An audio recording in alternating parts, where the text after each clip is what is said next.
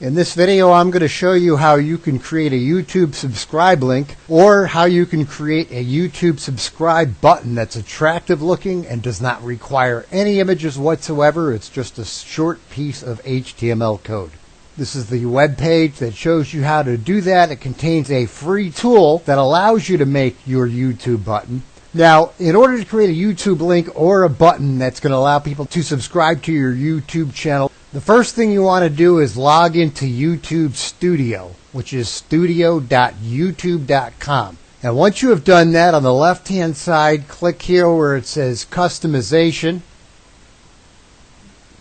and then click the tab at the top that says Basic Info. There you will find your channel URL and your custom URL. If you don't have a custom URL, I highly recommend you get one if you want people to take your YouTube channel seriously. If you don't have one, the link on how to do it is right here, and it allows you to create a vanity name instead of a youtube.com/channel/ a bunch of numbers and digits, which nobody can remember. But something like this is a lot easier to remember. Either way, grab one of these two URLs. At the end of that URL, in this box right here, you paste your channel URL. And all you do is add at the end of it, $sub_confirmation=1. Click this button. It'll create the HTML code that you can use anywhere you wish to create a YouTube subscribe link. When people click on that, they'll be presented with a page like so.